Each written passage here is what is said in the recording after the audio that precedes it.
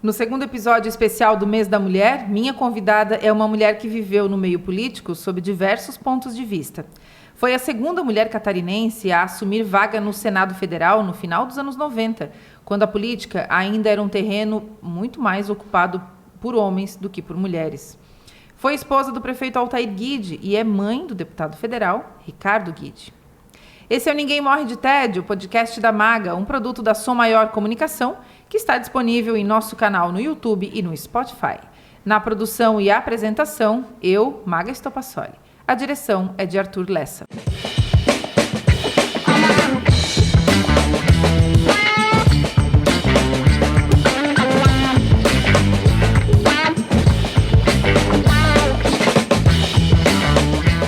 A minha convidada de hoje é a criciumense Sandra Zanata Guide. Seja bem-vinda, dona Sandra. Tudo bem, estou aparentemente tranquila, mas com certeza... Vamos sobreviver. Vamos sobreviver. Vai dar tudo certo. Dona Sandra, a gente está no mês de março, a gente está falando sobre a experiência das mulheres na política. E a senhora teve a sua experiência também nesse ambiente, né, em diversos pontos, como foi primeira-dama, foi candidata, foi senadora. Como é que foi a sua experiência na política? Olha, a minha experiência começou de uma forma bem diferente da de todo mundo. Eu não queria saber de política e eu dizia para o Altair que quando quisesse falar com o amigo dele, deputado, que fosse na casa dele, porque na minha casa não entraria político. Esse é o começo da história. Começou assim? Começou não assim, é possível. Porque os meus pais não falavam política, meu pai era empresário, não queria saber de vender para a prefeitura, sabe? Então era essa a imagem que eu tinha de política. Nada de nada. Mas quando a senhora conheceu o seu marido, ele já era político ou não? Foi depois? Olha, no dia do casamento é que eu descobri. Não acredito. Que ele gostava tanto de política. Não é possível. Claro que ele falava política, mas assim, ó. Mas não... Não, no dia do casamento, durante a festa, a conversa... Era só política. Era só política e o candidato a prefeito queria que ele fosse candidato a vice-prefeito, junto, né, com o engenheiro, não, com o Nelson Alexandrino.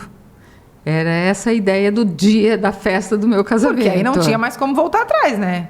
Aí eu já estava casada. Já tinha assinado já no tinha civil, alianças, tinha trocado as alianças, estava festejando o casamento. Não acredito que foi assim. Essa é a minha história. Então, eu passei uns 4 anos, 5 anos talvez, assim, longe da política. Pode conversar com o político, não tenho nada contra, mas na casa dele. E ele obedeceu essa determinação ou não? Até o dia 30 de agosto de 1976. O que ele fez nesse dia? Chegou em casa meia-noite, bem assim, olhou para mim e disse assim: eu quero te comunicar que eu sou o candidato a prefeito aprovado na convenção. Eu fiquei a noite inteira sem dormir, para pensar se eu ia continuar casada ou não. Meu Deus! Porque eu tinha pavor da vida de família de político. É muito difícil mesmo, sabe? Aí no dia seguinte eu pensei assim, bom, a gente se ama, né? A gente estava casado há uns 5 anos, mais ou menos, temos uma filha. Já tinha uma filha? Já tinha uma filha, foi a sorte dele, viu? Né? Foi a sorte dele. E daí eu disse, então tá, eu vou junto, vou ver o que é. Não vou dizer não sem saber de que cor que é o bicho. Exatamente. Foi assim que aconteceu. E aí ele foi eleito? E aí ele foi eleito. O amigo dele, deputado, me chamou um dia para conversar, sabe? Olha, dona Sandra, a senhora pode ajudar muito, muito, né? Dessa forma, né? Vai conversar com tais pessoas. E aí eu fui indo, e aí as pessoas achavam que a Sandra sobe tão bem, desce tão bem. Era essa a expressão da época, sabe? Uhum. E daí eu fui me envolvendo. E aí ele ganhou a eleição. E eu, além de... E junto veio o cargo de primeira-dama. E principalmente presidente da FASC, né? Foi a função mais gratificante de ter ocupado naquele momento, dona Sandra? A FASC é muito gratificante. Eu estou saindo da missa de 50 anos da FASC, me emocionei bastante de ver quanto a FASC cresceu, quanto ela foi respeitada por todas as primeiras damas e como o trabalho é de qualidade. Eu acho que a cidade de Criciúma deve muito às primeiras damas, sabe? Todas elas se empenharam para que o trabalho, especialmente com a mulher, com a criança, com o adolescente, fosse de bastante qualidade. Deve ser um dos melhores do país. É um dos melhores do país. Né? E naquele momento em que a senhora ocupou a função, né, de presidente da FASC e de primeira-dama de Criciúma, aí a sua opinião sobre a política foi mudando um pouquinho. Eu fui me envolvendo e fui vendo o que era política, porque eu nem sabia o que era política. E fui vendo assim, como através da política a gente pode ajudar as pessoas, pode ajudar a comunidade. Como eu já era professora, inclusive eu já era concursada na Unesc, sabe? Na faculdade. Naquele momento em que a senhora... Estava eleita, que o Altair já estava eleito. A senhora era professora lá. Era professora de genética. Uhum. Né?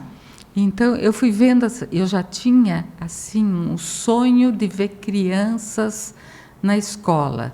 Não uma escola normal de aprender, mas um local, um espaço para as crianças brincar e desenvolver as suas habilidades. Então, o primeiro momento meu foi de ir atrás desse projeto. E aí eu fui descobrindo os clubes de mães, sabe? Foi uma descoberta, né? Porque, assim, um grupo de mulheres que se reúne lá para conversar. Não é isso o clube de mães, sabe? O clube de mães é muito, muito mais do que isso. É o espaço da mulher na sua comunidade. Um espaço que ela conversa, ela troca conversas, segredos, receitas e tudo mais com as amigas, porque mulher não vai no bar, né? Sabe? Mas é um espaço em que ela aprende muito, através das palavras, de palestras, né? E através dos trabalhos manuais, que muitas depois desenvolve tanto que se torna uma fonte de renda, né? Da família, sabe? Então, presentes, por exemplo, elas mesmas confeccionam. Então, para mim, o Clube de Mães é muito importante, ajudou muito a mulher de Criciúma, né? Não havia espaço para a mulher se reunir, hoje tem. Em todos os bairros tem esse espaço. E deu tão certo que as idosas querem continuar, né? Elas não querem sair do clube de mães quando atinge ali. Grupo, elas não querem, porque é a oportunidade que elas têm de se reunir, de se encontrar com as mulheres da sua comunidade. Aí depois que a senhora esteve ao lado do prefeito Altair Guide na prefeitura, foi primeira-dama, enfim, depois disso, a sua experiência na política continuou.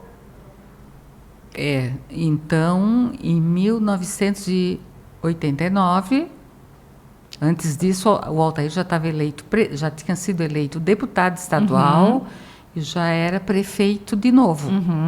Tá?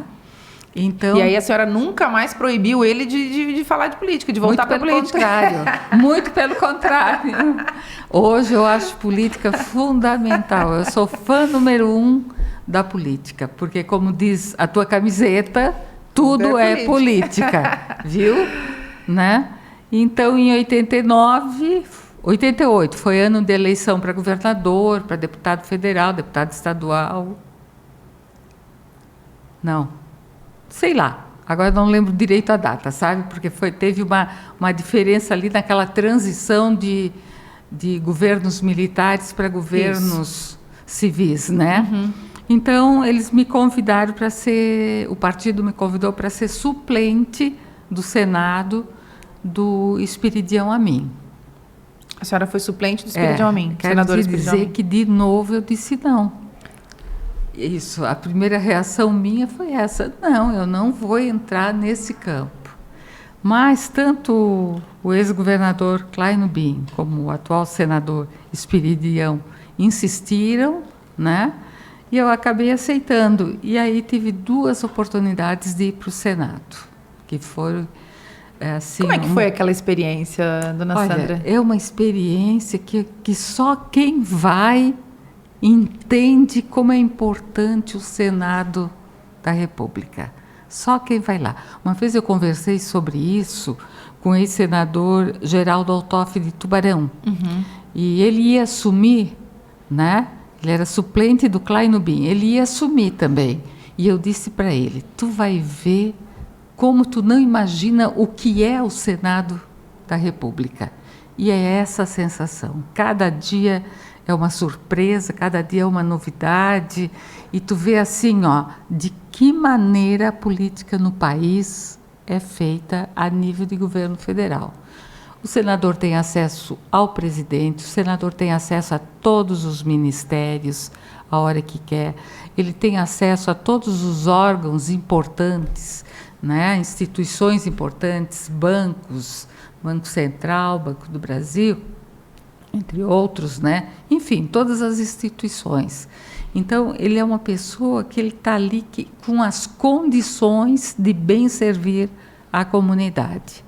Também quero te dizer o seguinte, a minha impressão foi de que eram, na maioria, pessoas muito bem preparadas, muito sob os diversos aspectos, intelectual, de experiência, sabe? A grande maioria. Agora, estamos no Dia da Mulher, né? Quantas mulheres no Senado naquela época, 96? Eu fui a 11ª senadora do Brasil.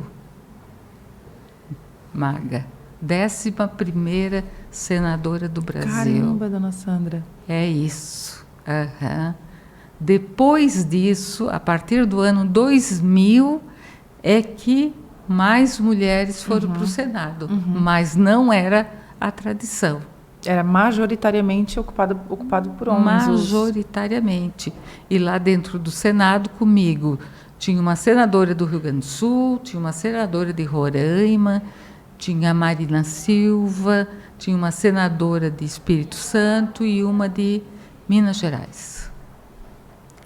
Era isso, em 81. Em 81 senadores, né? Minoria, sabe? Mas minoria mesmo, né? Minoria mesmo. Que lembranças a senhora tem daquela época, de pautas que tenha passado pela sua mesa, de debates que participou, enfim? Tem alguma lembrança para compartilhar com a gente? Vou citar 2 que são muito importantes. Eu participei da votação, da segunda votação da LDB, a Lei de Diretrizes e Bases da Educação, que é de 96. A senhora participou daquele momento? Participei da segunda votação, da discussão, né, e da aprovação final. Então, como professora, foi muito marcante essa pauta, né? Participei da discussão da Lei Candir, mas assim, depois, na segunda vez que eu voltei ao Senado, foi em janeiro de 99. O Espiridião, a mim, era governador, então, né? E eu me tornei uma senadora efetiva. E o presidente da República, o Fernando Henrique Cardoso, tinha ganho o segundo mandato. Eles resolveram separar a questão do câmbio, mudar toda essa relação do dinheiro, né? Do recurso financeiro, o real e o dólar. E daí, cada dia era um dia novo e toda noite se ia dormir pensando, o Senado todo preocupado com o que vai acontecer amanhã com o câmbio. Então, o mês de janeiro foi o mês do câmbio, da mudança de câmbio no Brasil, né? Quando se separou o dólar o real do cruzeiro, que antes havia uma paridade, desde o começo da mudança da moeda, né, de cruzeiro para real. Quando o político vai decidir sobre uma pauta, vai aprovar ou reprovar, enfim, quando ele vai dar a sua percepção sobre aquele assunto, dá um frio na barriga? Dá uma emoção, dá um medo? O político tem esse tipo de sentimento também, porque, afinal de contas, você está decidindo o futuro do país, né? São poucos senadores, se você comparar, né, com a população do Brasil, então todos eles representam o país inteiro. Dá esse frio na barriga, dona Sandra? Dá um frio na barriga, a gente consulta, né? A gente nunca decide sozinho, a gente ouve todos. O Senado também tem consultores muito capacitados, né, com então, doutorado. Se o senador tem uma dúvida sobre o assunto, ele pode consultar uma equipe técnica? Ele pode consultar uma equipe técnica muito bem preparada, né? Mas também, durante o dia todo ali dentro do Senado, a gente conversa sobre o assunto do dia. E cada um vai dando a sua opinião, e vamos mudando, e vamos aperfeiçoando, vamos melhorando, né? Até sair a decisão. O que é mais difícil? O que foi mais difícil? Ter sido senadora ou ser mãe de um deputado federal? No caso do deputado federal Ricardo Guide. O que é mais difícil? São duas emoções bem diferentes. É difícil ser mãe de político, dona Sandra? É difícil ser mulher de político. Mulher de político. É difícil ser mãe de político, viu? Isso eu gostando. Por que é difícil? Porque o Brasil é um país que tem muita coisa para fazer, muita coisa para fazer. E não tem o dinheiro suficiente. E, além disso, o dinheiro é mal gasto, sabe? Não há uma gestão adequada para o dinheiro brasileiro. E daí, assim, nós temos grandes diferenças, sabe? E não tem como, não vejo dentro da lei como diminuir essas diferenças. A gente está falando de diferença, a senhora está falando de diferenças sociais? Diferenças sociais decorrentes da diferença socioeconômica. Da distribuição de renda. Da distribuição de renda, de salários, né? Entende? As pessoas acham assim, o político ganha muito. Se tu fores comparar com qualquer cargo das estatais, dos ministérios, às vezes até aqui de Criciúma na Câmara, sabe? Quem mais ganha não é o político. Quem ganha mesmo é o funcionário graduado com tempo de serviço, que fez um concurso e que tem a certeza, a garantia de que aquela vai ser a sua aposentadoria. O político não, o político faz concurso a cada 4 anos, sabe?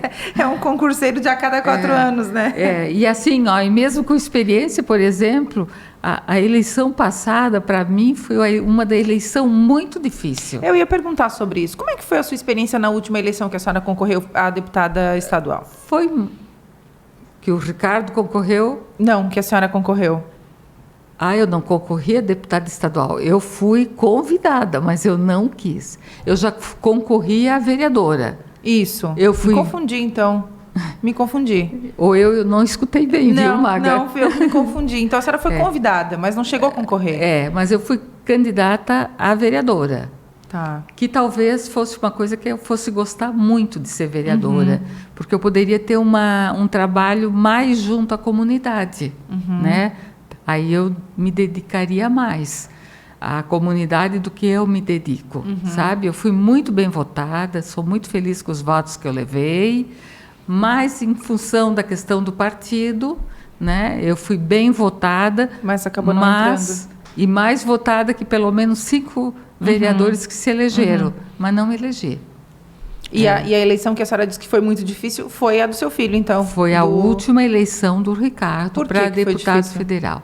Porque essa da reeleição, no caso, né? A reeleição para deputado federal, né? A eleição foi mais fácil, a reeleição foi mais difícil, porque o momento do Brasil é muito complicado, né? São 2 lados. Tá polarizado, né? Tá muito polarizado, os 2 lados, assim, muito radicais, né? Você acaba escolhendo um lado ou outro por algumas coisas, por algumas pautas de cada um dos candidatos, mas está muito radicalizado, né? E assim, o que a gente viu? Que dependendo do partido, tu tinha mais ou menos chance. Uhum. E não dependendo da pessoa, do caráter da pessoa, do cuidado que ele tem com a comunidade, com o povo, do trabalho que essa pessoa fez. Isso não estava muito em jogo, não, viu? E aí o coração de mãe estava sofrendo. Claro, vendo tudo isso, Mas né? como é que E foi? sentindo... Mas como é que foi o dia da vitória? Ah, o dia da vitória eu digo que é o melhor dia da vida, sabe? Porque no dia seguinte a gente começa a próxima... A próxima campanha. Eu falei no dia a gente fez uma super cobertura aqui na Som Maior e tal. E aí eu lembro de ter dito, eu falei no ar, eu acho que a ligação que todo político espera no dia da eleição é a ligação do Adelor, porque ele liga para todo mundo que venceu, né? Então... e o deputado Ricardo Guidi, na outra eleição, teve ali uma situação de estava eleito, não estava eleito, como é que foi? E daí nessa ele só quis dar entrevista depois que estava de fato eleito. Então aí eu disse, a ligação que os políticos mais esperam é a ligação da Adelor Lessa no final da apuração. Dona Sandra, ligação. Fala. Que tipo de preconceito a senhora enfrentou no meio político, na sua vivência política? Seja como primeira-dama, como presidente da FASC, como senadora, como candidata a vereadora? Olha, na minha vida eu já enfrentei vários preconceitos. Primeiro, assim, eu tinha uma condição socioeconômica muito boa dos meus pais. Então, muito assim, é filha de... Então, não deve participar, deveria ficar em casa. Sabe? Por que vai trabalhar se é filha de... com o marido prefeito, tu imagina então, né? Não, a Sandra não. A Sandra é filha do seu Alcino Zanata, o marido é prefeito. Sabe que quando o Altair ganhou a primeira eleição de deputado, eu já era professora... a primeira eleição de prefeito, em 1976, eu já era professora concursada da faculdade, dando aula de genética. O que eu mais ouvi?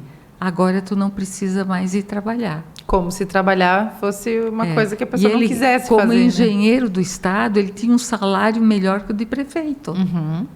Sabe? E eu feliz da vida de ser professora concursada do ensino superior, né? Podendo escolher vários colégios particulares também para trabalhar. Não, agora tu não precisa mais, Sandra, né? Essas são questões. E também, quando eu fui candidata a vereadora, eu também ouvi muito assim, não te mete nesse meio, Sandra, sabe? Não vai para a política. Mas eu penso o seguinte, cada um faz a política que quer, sabe? Cada um escolhe o meio onde vai fazer a sua política de acordo com o seu caráter, de acordo com as suas qualidades, os seus valores. Daquilo que acredita. Daquilo que acredita, entende? Então, política suja é de quem gosta de fazer sujeira. Senão a política, como está na tua camiseta, é tudo, tá? E assim, a saúde, a educação, o meio ambiente, né? A economia, tudo depende o transporte, tudo depende da política. Tudo passa pela política. E se a gente tiver pessoas bem capacitadas, porque não basta falar bem, né? Tem que entender do assunto. Tem que estudar. Tem que estudar saber. Muito, sempre. A se atualizar para poder votar bem, para poder decidir bem. Eu acho que o político tem que ter essa luz. O político tem que ser essa luz para a comunidade. Mostrar que o caminho é por aqui, por isso, por isso, por isso. Fundamentar a decisão dele. Dona Sandra, desde que a senhora experimentou a política pela primeira vez, seja lá quando o seu Altair disse, olha, eu serei candidato, hein? Até agora, na eleição que o deputado Ricardo Guidi participou, o que a senhora percebe de mudança na política daquele momento para agora? Porque a política, ela vai, né, fazendo... Ela tem as suas nuances. Mais ou menos igual. Eu acho que a diferença é a partir do candidato a presidente Bolsonaro, a grande diferença, né? É a partir do candidato Bolsonaro que despertou a direita, sabe?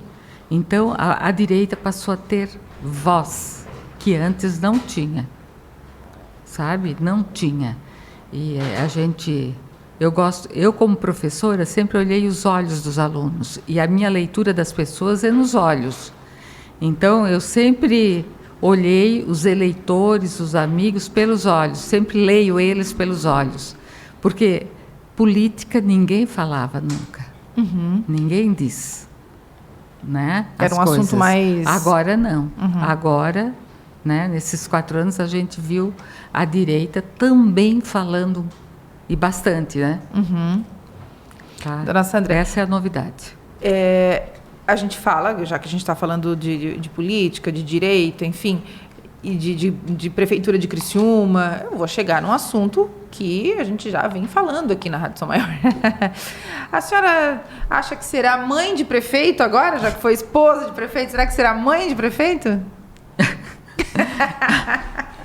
Maga, essa é a pergunta né, de $1 milhão, e a pergunta que não deveria ser feita, Maga. Então é essa pergunta que a gente tem que fazer. Aí eu quero ser mãe de prefeito. Acabou a resposta. Mas assim, mas tenho mais. O Ricardo é muito tranquilo nas decisões dele, né? Foi assim para deputado estadual, foi assim para federal e vai ser assim para prefeito também, sabe? Ele vai decidir o momento, ele vai escolher o momento, né? Que ele achar adequado, né? Ele conversa comigo, mas ele não diz nada, não assume nem que sim, nem que não, sabe? Só conversa, né? Agora ele faz parte da comissão de urbanismo da Câmara. Eu já fiquei com o olho aberto, sabe? Por quê? Urbanismo, tudo a ver com cidade, né? Tudo a ver com prefeitura. Então, eu acho que a gente tem aí um indício interessante para a gente.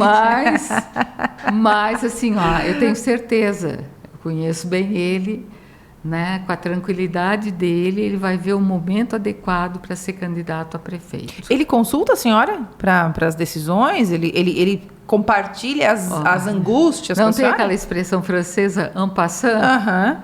É bem assim, sabe? En passant, ele fala. Entendi. Desculpa o preciosismo do en passant, mas assim, ele conversa, mas a decisão é dele, tranquilamente, sabe? E depois ele me comunica. Entendi. Entendeu? Então vamos fazer o seguinte, quando ele comunicar a senhora a respeito disso, a senhora me avisa? Aviso. Tá, então tá. Em primeira mão, tá? Então tá. Combinado. Já que tu me perguntasse, fizesse a pergunta. A pergunta de $1 milhão. Dona Sandra, que conselho a senhora daria para as mulheres que estão pensando em entrar na política ou para as que estão começando agora na política, sob o seu ponto de vista? Olha, hoje é um dia especial para falar disso, né? Nós somos 50% das pessoas do país, e nós precisamos ocupar 50% dos cargos políticos também, ou quase 50%, ou até mais, se for o caso. É que a gente está tão longe que 50% já é uma vitória. Já é uma vitória muito grande, né? Eu acho que a mulher tem um olhar diferente do homem, né? Esse olhar tem que ser mais valorizado, especialmente pelas mulheres, né? E é um olhar de cuidado. A mulher, ela tem esse dom de cuidar bem. Então, ela vai cuidar bem daquelas coisas que dizem respeito ao dia a dia das pessoas, né? Outros assuntos também, claro que ela pode trabalhar em questões de planejamento macro, essa coisa toda. Mas a mulher tem o dom especial de bem cuidar. E acho que é importante ela participar. Quanto mais mulheres participarem, melhor vai ser a comunidade, vai ser a nossa sociedade. Esse olhar da mulher é que vai humanizar a nossa sociedade, sabe? Se tem homem e mulher, né? Se tem homem e mulher, tem que ter o olhar dos dois. senão a comunidade fica decidida, as decisões ocorrem só por um olhar. Então é assim que eu vejo. Acho que a gente tem que começar participando, primeiro acompanhando o trabalho dos nossos políticos, tanto no executivo quanto no legislativo. Porque quando a gente dá opinião, a gente tem que dar opinião com fundamento, tem que conhecer. Não pode ser aquela opinião, concordo, discordo, ele é bom, ele é ruim, ele é simpático, né? Isso não basta, isso não decide o nosso dia a dia. Ou também não decide as grandes questões do país, né? Então tem que estar atenta e tem que estar se atualizando todo dia. Todo dia. A senhora tem vontade de ser candidata novamente? Não. Ficou faltando alguma... Não, eu fui... O partido nunca quis que eu fosse, sabe? Eu nunca tive apoio dentro de casa, do marido, porque é uma geração que não fazia questão, né? Não proibia, mas não fazia questão. E não dava maiores apoios. Eu tive aquela experiência e dali eu achei que, olha, então não era para ser. A minha grande paixão é a educação, né, também. Então, eu fico muito feliz de fazer educação e participar da política, da forma que eu sei participar, que eu posso participar. Muito bem. Obrigada, viu, dona Sandra? Gostou da nossa conversa? Muito obrigada, Maga. Sobrevivemos, viu? Eu queria muito te conhecer.